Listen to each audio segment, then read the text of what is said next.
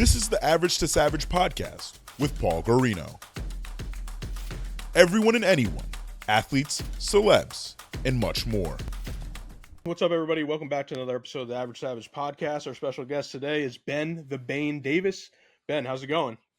It's fantastic, man. Thank you for having me here. I'm pumped to be here.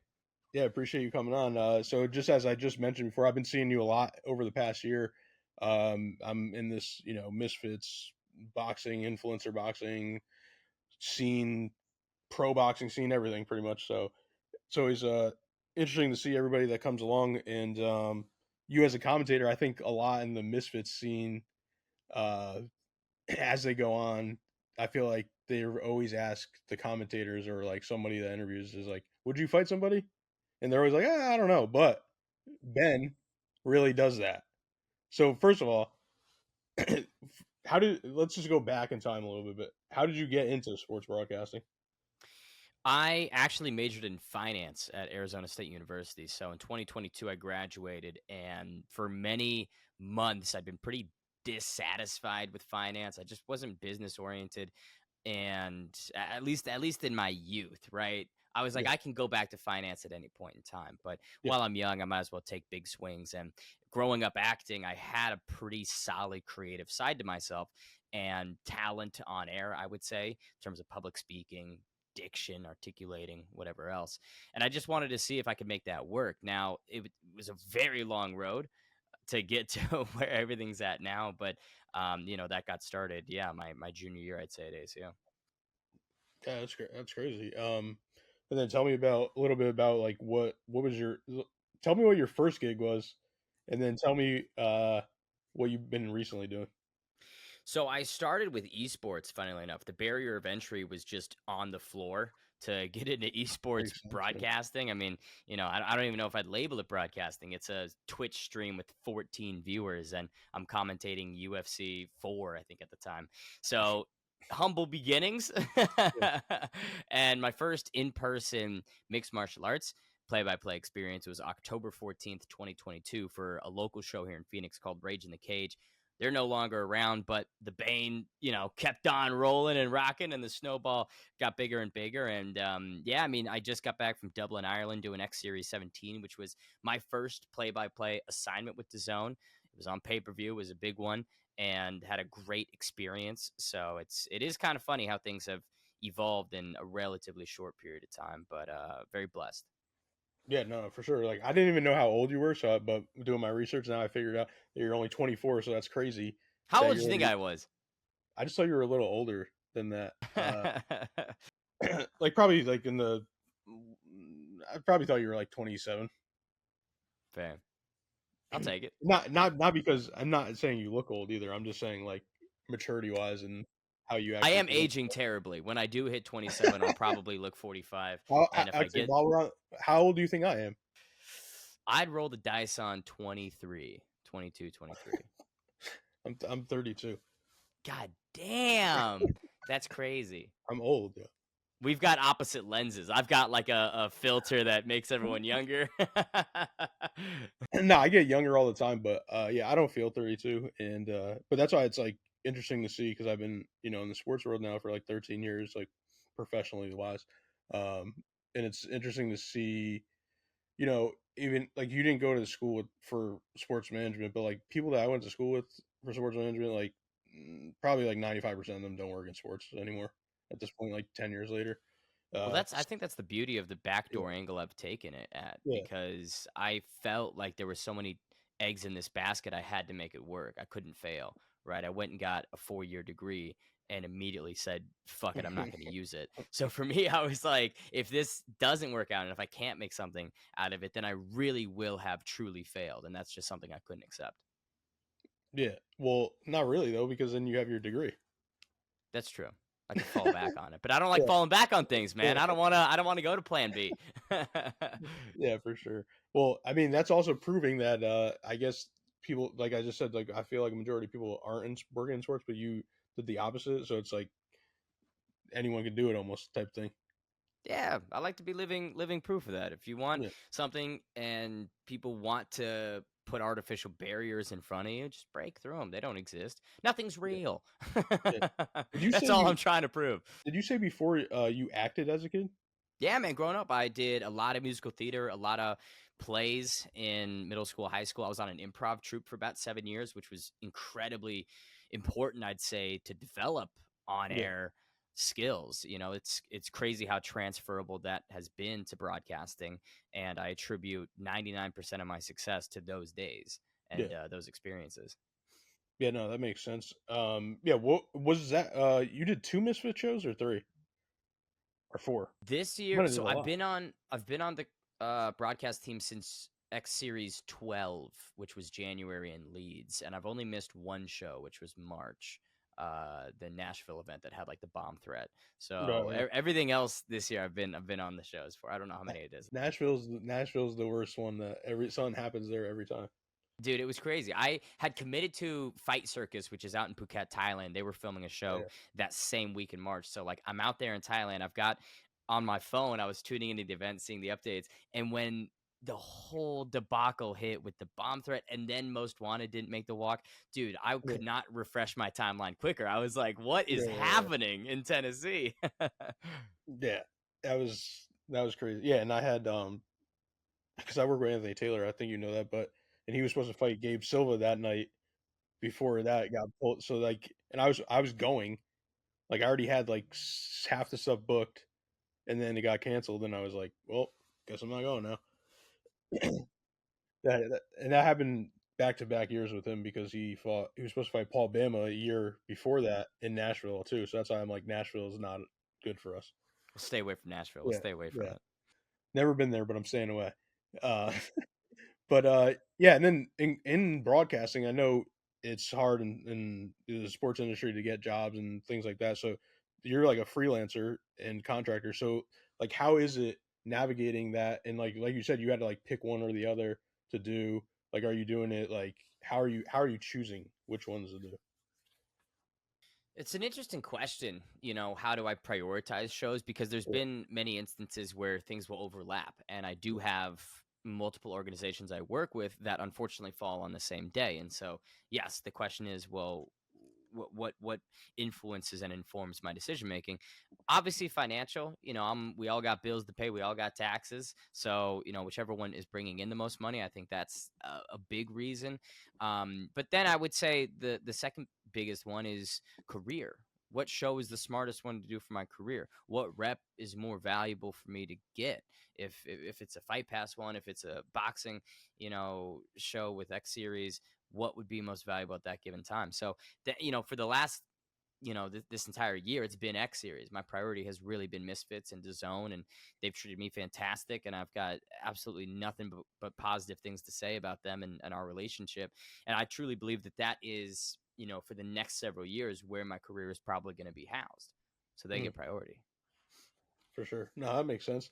Um, and then as far as I know, you're doing like combat sports, but are you do you want to do other sports?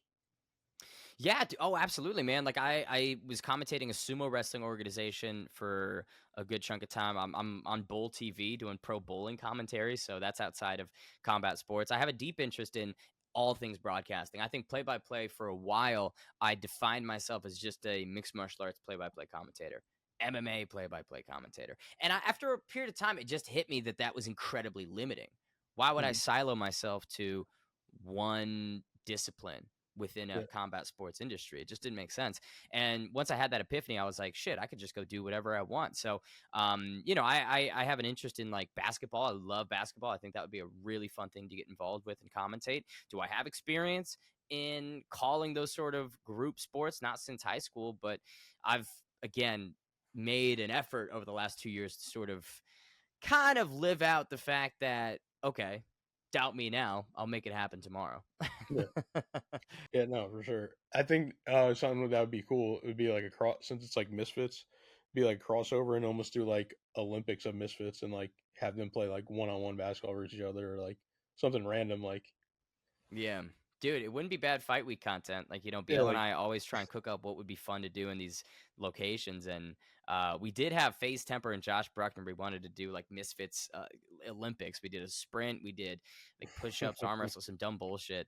But yeah, that, maybe we'll expand upon that for a I future show. saw Eddie Hearn and Terrence Crawford. They played darts versus each other because Terrence Crawford's in a dart league, and I think in the UK darts is like bigger here. Oh yeah, dude. I mean, Luke the Nuke. He is Yeah, yeah, all yeah, the yeah. rage in darts, man. He's revitalizing that sport. All right, so I want to see. So I don't know who, but like like I don't know how the UK people will feel about it, but the American, I know athletes are always like, "Yeah, I'm better than you at basketball," like no matter what sport they play. So I think that would be interesting. But in the UK, I don't know what. I guess it'd be soccer.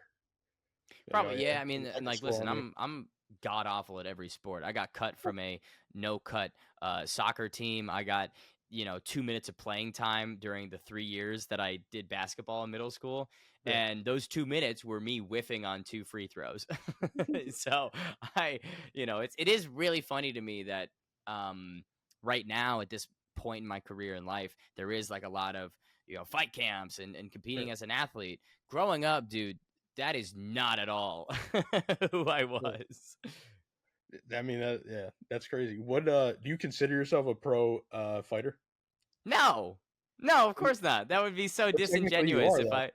No, I'm not. I'm not at all. Like the way that I've looked at it is, if you cut hair a couple times, does that make you a barber? No, of course not. I can have my own angle and participate in these same arenas, but by no means does that equate me to the likes of Islam Makhachev or Israel Adesanya. I just don't believe that it would be um it would be right for me to Yeah. to suggest that. I have too much respect and passion for these athletes to be like, oh well, I did it once, so now we're on the same page. No, dude, I'm 80 chapters behind. All right, so how did this? So you did a little bit of everything so far. You did Mhm. boxing, you did the karate combat, and now you're about to do bare knuckle. Hey, Um, don't forget BJJ. Don't forget me getting my I got ankles snapped in 10 seconds. so you're doing it all, but like bare knuckle is a whole another level. Like Yeah. even like I work with boxers and MMA fighters that told me they would never do that unless it's like $1 million or something crazy. So, uh, what's making you do that? $1 million. No, I wish, dude. That'd be fantastic. I think it's for me a level of escalation.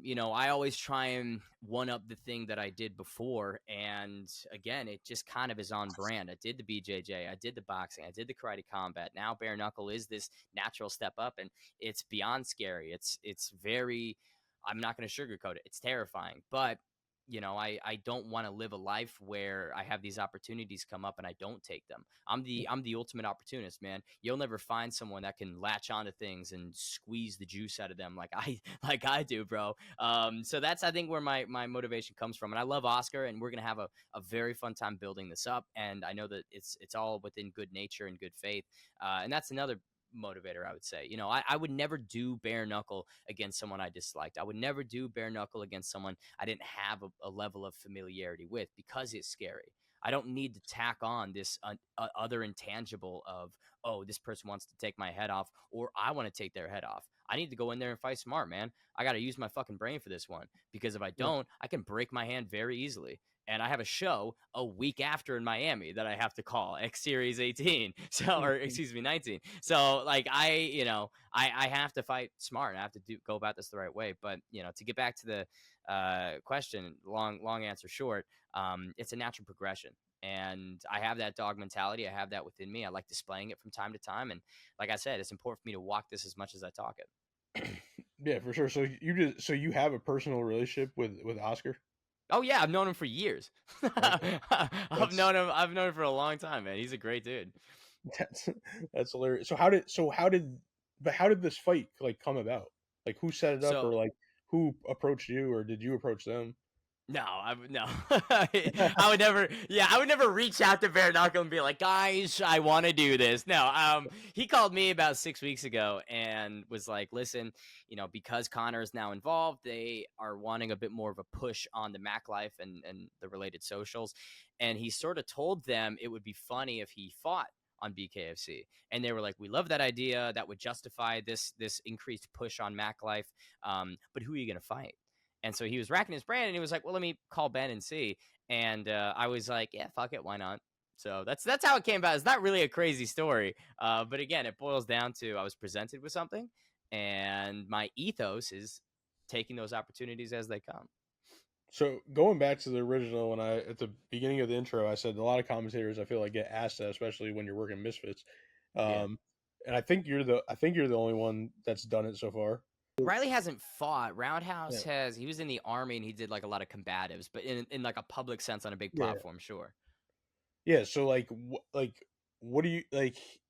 I don't even know how to ask it. Like, what do you think of yourself? Like, to have the balls basically to actually do it, because like a lot of people say they'll do it. Even Yeah. athletes in general, like say they're going to box or do MMA and they don't do it. I don't know. It's a good question. I really don't think about it too much like that. Truthfully, like it's just again something that came on the table and I'm taking full advantage of. I don't have much consideration for what it says about me, what it says to other people in comparison to my peers or colleagues. I'm doing my thing. Yeah. And at this point in my life, that includes fighting. That includes getting in there in different disciplines. And like I said, walking it. It's not going to be forever. In fact, this is probably like either the last one or second to last one. Um, but I don't know. I mean, like I said, I don't want to look back and think about missed opportunities or shit I didn't take advantage of. Yeah, no, I think it's really dope. That's why I'm like bringing it up several times, just because like I think it's really cool Yeah, what you're doing. I appreciate And it. and yeah, you need to do one more, because I think you and Most Wanted have to run it back in boxing. Yeah, on Why, Misfits. dude? Why? There's no point. Like, No, if a just because well, it'd be good though, because it's just like a community thing. yes, I think that it would be funny to have another fight built up with him. He's a good dude. I don't have anything personally against him, but I didn't think it was close Yeah, yeah, when we fought in Karate Combat. If an organization is stupid enough to throw a bag of money at me to go beat his ass again, I will for sure do it again. Is there a point to it? No. Do I yeah. prove anything? No. But if I'm getting paid a shit ton, then yeah, I'll do it. I think it just needs to be on Misfits, because I don't think like just the Misfits community needs to be watching it. I suppose, yeah, for like the Misfits fans that hate Most Wanted that weren't aware of the Karate Combat fight, they probably still want Yeah, to see that's what, him get his ass beat. because Yeah. I didn't really know about it until like the pretty much like the day of, and then I just Yeah. watched it. Damn, It I was should have cool. promoted better. Or I just didn't think it was real. Then if I seen it before, because I didn't know. Yeah, it did come out of nowhere, and I can't if people thought it was fake, I'd be like, yeah, that makes sense. Even like still going into your fighting career. I mean, your first basically fight was versus Gabe Silva, Hmm. who had a lot of experience. How Yeah. did how did that one come about? Um. Well, what's funny is, I'd spent months trying to get involved with Misfits. I was kind of on the outside looking in.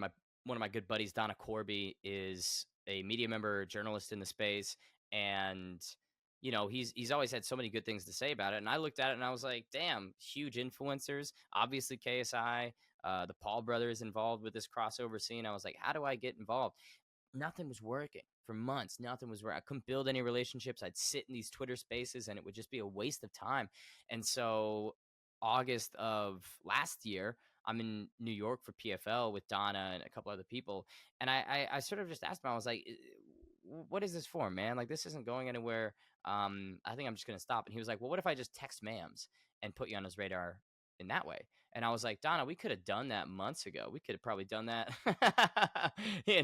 a long time ago. You could have done that. But yeah, so he texted Mams literally that night. I get a DM from Mams Taylor, and he's like, hey, do you have time for a phone call?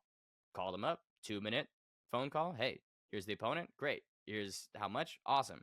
Here's when. Great. Here's where. Cool. That's it. Was it an awful matchup? 100%. Was it an opportunity that again I couldn't let slip? 100%, right? So, that's the whole reason why I commentated the fight immediately after I got smoked is because I wanted to show these guys what I can actually do for the organization. And was I mildly concussed commentating Ginty getting stopped by Temper? Yes. But, here we are a year later. That's crazy. Yeah, even it was funny when I was watching this 2 week or whatever last weekend, and you had to do the voiceover for Gabe Silva, and he's knocking you down. And I was like, Yeah. yo, this is crazy because like obviously if you're watching and you didn't know that was your voice or whatnot, then nobody would notice. But the people that do know were probably like, what the heck? I thought it was so funny that they included the knockout in the trailer. That was, It that was makes sense. I mean, it's his only finish on Misfits so far. So I was like, I knew it had to go in. But and Gabe's great. Me and Gabe have a really good relationship, man. I've got a lot of love for him, and it was tough because same with AT. I think AT is the bee's knees. And so with this title fight on X Series 17, I was like, shit, dude, I don't want either to lose. I would like both to have success. But I got the chance to speak to Gabe afterwards, and he's doing good, and he'll be back for sure. But yeah, it is crazy how full circle it has come, and again, nothing but love for the guy. yeah, no, I definitely feel you on that when it when you know both guys. But the best thing about Misfits that I like working in traditional professional boxing is that you could actually lose and come back, and it's not like your end of your career. Like in boxing, it's so annoying because one loss, like they think you're ass, and it makes no sense. It's crazy. And that's why, yeah, like Anthony. I'm trying to think of other people that lost and came back. Well, Like look at Chase Demore. Chase Demore was like Chase. 0-4 and then got a title shot. Like it is unreal what you can generate in this Yeah, crossover scene off of just your marketing and promotional ability. I think that's fantastic. And Chase specifically has gotten so much better. So yeah. you get to see this evolution. If we're in a pro boxing space, I just this is a quick tangent. I apologize, but like No, you're good. pro boxing, if you're on a card, all those guys have been training their entire lives. They've been competing their entire lives. It's the same story, just rinse and repeat, copy and paste. With influencer, fighting and crossover shit, we get awesome, diverse backgrounds and trajectories that have led to this collision with these two people who are from vastly different arenas. For instance, again, Danny Aarons and Danny Simpson, Premier League winner and a streamer. You just don't get that in the traditional world. So, I don't know. I just think it's vastly more interesting. Yeah, even like Ashley Raxu, who I'm looking forward to seeing back in the ring because I think I think he has a lot of potential. Yeah. And Tristan Ham too. I think he has a lot of potential. I think they both do. So that's why it's like interesting. Regardless who wins or loses, I think someone else they'll still get like another chance or a bigger fight too.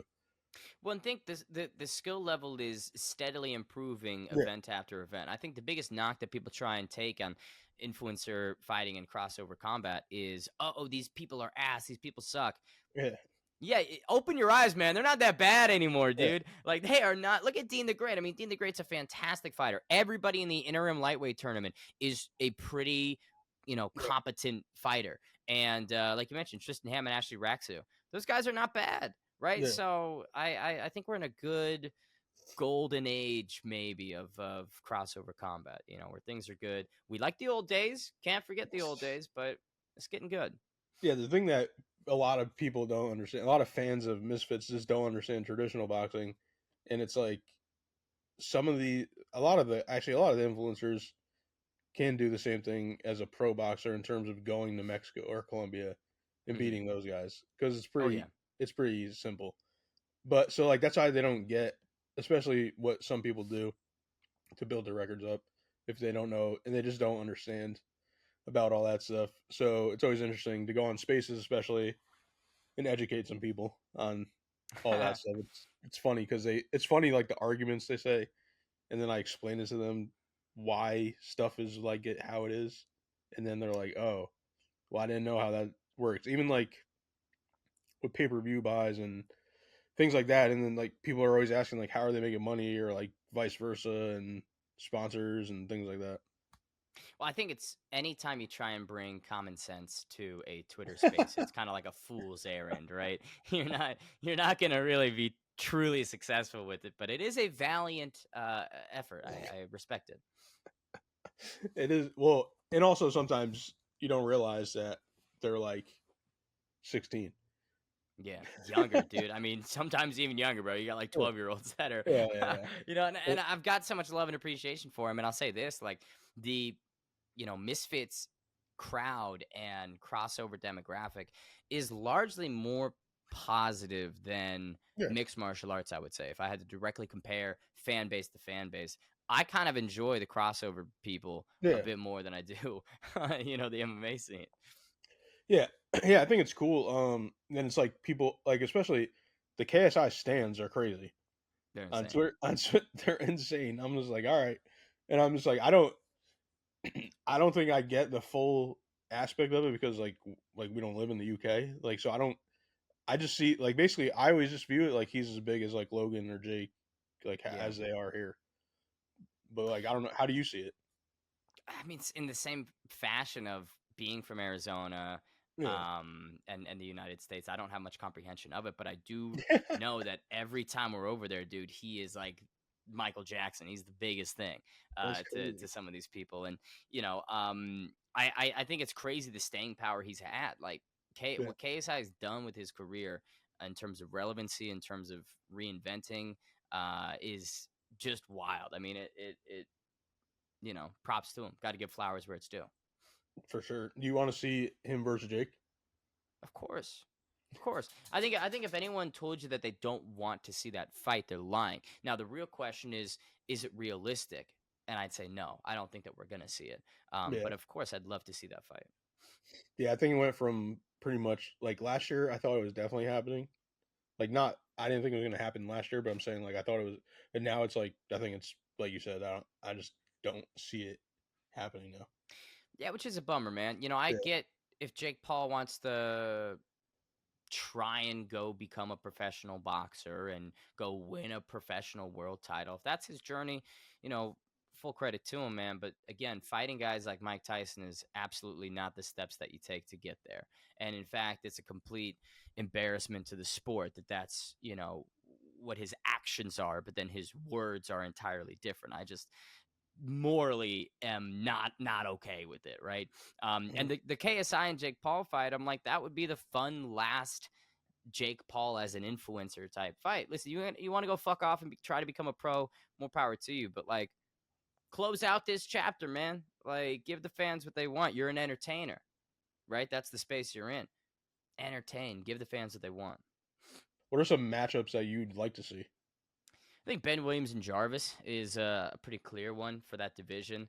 Ben's a truly fantastic competitor, a great guy, so young. Like he has got Yeah, a bright future. That kid, by the time that Ben Williams is 30, he will be worth millions and millions of dollars. He will be probably on a mega yacht somewhere, you know, does he have enjoying. any combat sports background before Misfits?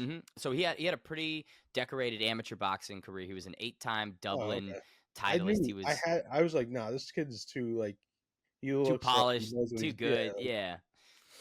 But I think that one for sure. I'd love to see Salt Poppy King Kenny. I know that that's a fight that is always rumored, always talked about.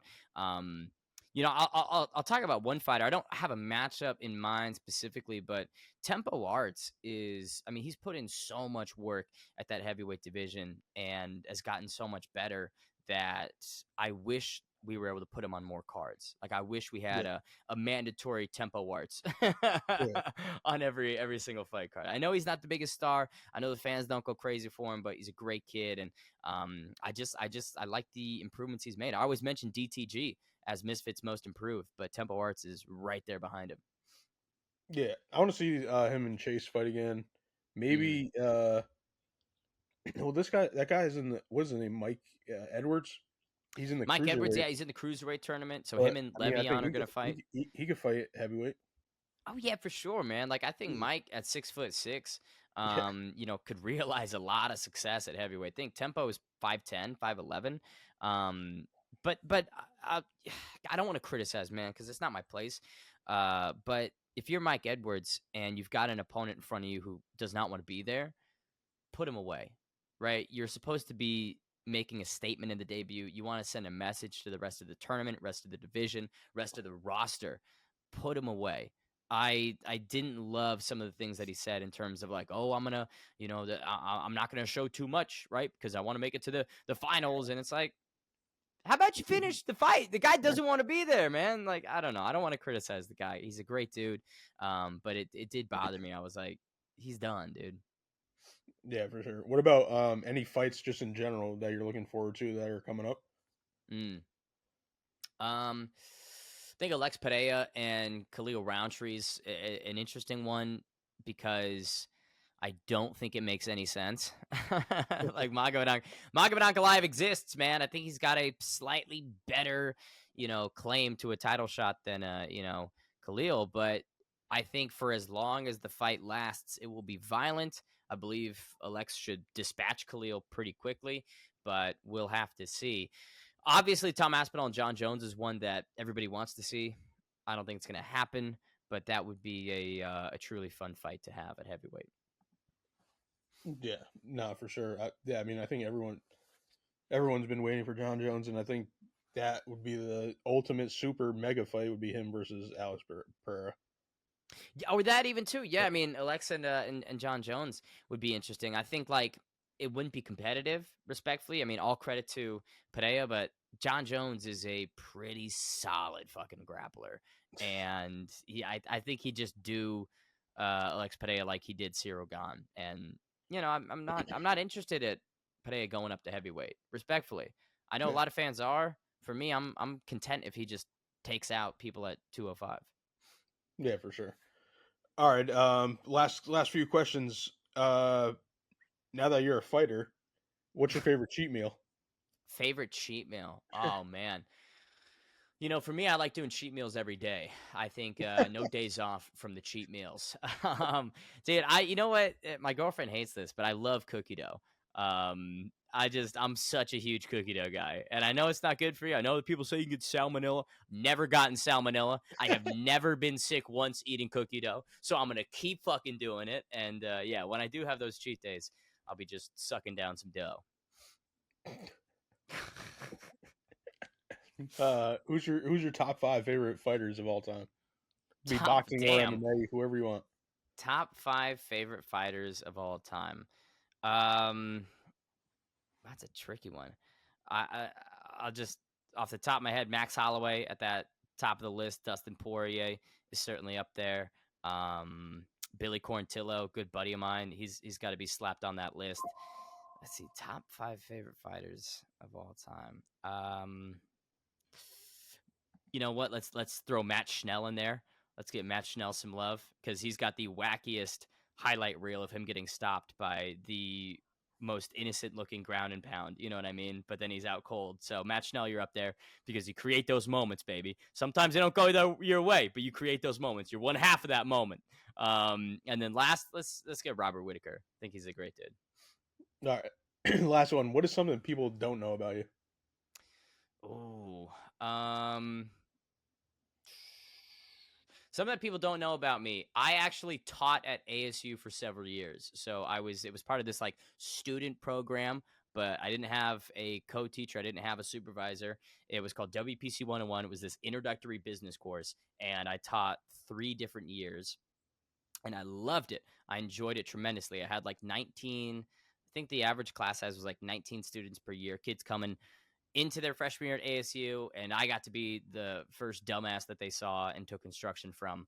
And I enjoyed it tremendously because my goal for that was just to make people as comfortable as possible. Because freshman year it's not the easiest thing in the world, man, especially if you're maybe coming out of state, you're getting to Arizona for the first time, you're trying to make friends, trying to get acclimated. So I took a lot of pride and joy in, every week when I would teach that class, just creating a fun environment for those kids and doing whatever I could to help them and assist them. So, and I still, the greatest thing was people that would email me like a year afterwards. They'd be like, oh, Mr. Davis, things are going well. I joined this club. I got this internship.